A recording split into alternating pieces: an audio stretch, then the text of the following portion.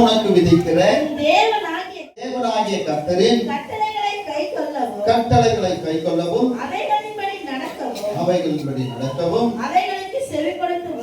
அவைகளுக்கு செவி கொடுத்து வந்தால் கர்த்தர் உன்னை வாளாக்காமல் தலையாக்குவார். மேலாவாய். கரங்களை தட்டி எழுதுமா தேவ சமூகத்துல. கர்த்தர் நம்மை வாளாக்க மாட்டாரு, எதை மாத்துவாரு?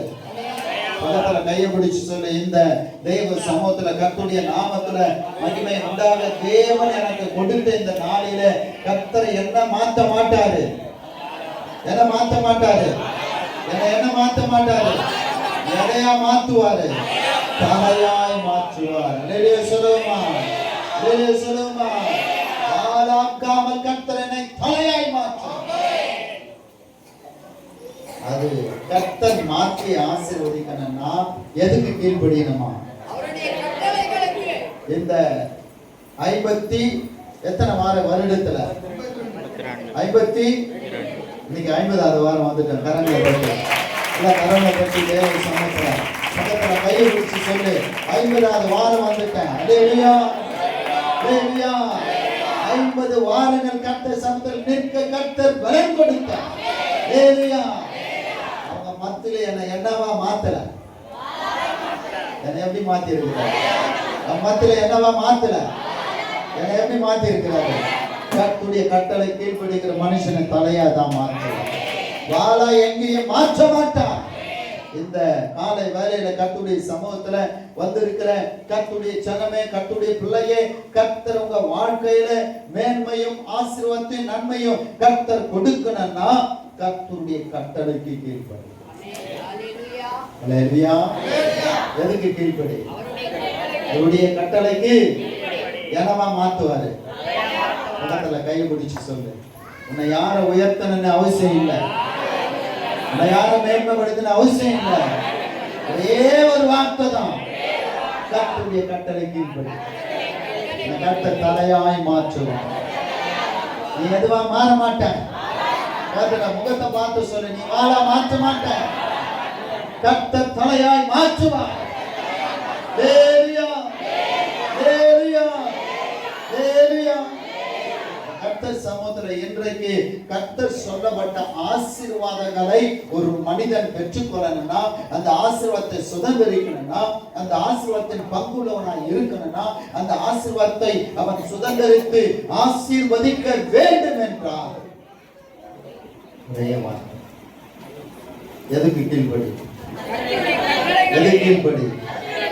யாரு உயர்த்தன அவசியம் இல்லை. கர்த்தர் தேடி வருவார். நம்மளை ஆசீர்வதிக்க உயர்த்த அவரே தேடி வந்து நம்மளை இது மனசுல எழுதி கொள்ளுங்க. இந்த வருடத்தில் வாக்கு தத்த வார்த்தை வருடம் முழுவதுமா, மாதம் முழுவதுமாக, வாரம் முழுவதுமா இதை தியானம் செய்துக்கிட்டே வருகிறோம். இந்த கடைசி வார்த்தை முடிவு என்ன சொல்லுதுன்னா, அவர் சமூகத்துல எதுக்கு கீழ்ப்படி? கீழ்ப்படிஞ்சிட்டேன்னு சொல்லிட்டாக்கா என்னவா மாத்திடுவாரு, என்னவா மாத்துவாரு? கீழ்ப்படியாதவங்க வாழ்க்கை தான் வாளா இருப்பான். அல்லேலூயா. வாளா இருக்கிறவனுடைய அனுபவத்துல நீங்க பாத்தீங்கன்னா, சபைக்கு வர மாட்டான், துதிக்க மாட்டான், ஜெபிக்க மாட்டான், ஆராதிக்க மாட்டான், சபையை தேட மாட்டான். இந்த வருடத்தினுடைய கடைசி முடிவுல வந்திருக்கிறோம். அப்போது பயந்து என்ன பண்ணிடணும், ஆண்டவரே வருஷம் முடிக்க போய் அடுத்த வருஷம் எப்படி இருக்குன்னு எனக்கு தெரியாது, அடுத்த வருஷனுடைய ஆண்டு எப்படி இருக்குன்னு எனக்கு புரியாது, நான் இப்போ வரேன், ஒப்பு கொடுக்கிறேன், அர்ப்பணிக்கிறேன்னு வந்து இயேசுநாதனுடைய பாதபடியில விழுந்தணும். அல்லேலூயா. வந்துட்டு என்ன உன்னை ஆசீர்வதிப்பார் நினைக்காத, நிச்சயமா கிடையவே கிடையாது. அல்லேலூயா, அல்லேலூயா. வருஷம் பூரா 52 வாரம் கழிச்சுட்டு மனமோரம் பூதுல போயிட்டு இந்த ஒரு நாள் வந்து கர்த்தர் என்னை ஆசீர்வதிப்பாரு, என்னை உயர்த்துவார் நீ நம்பி அன்னைக்கு வந்துட்டியானா கர்த்தர் என்ன பண்ண மாட்டாரு? நீ வாளா தான் இருப்ப, தலையா இருக்க மாட்ட. ஏன்னா எதுக்கு கீழ்ப்படியில?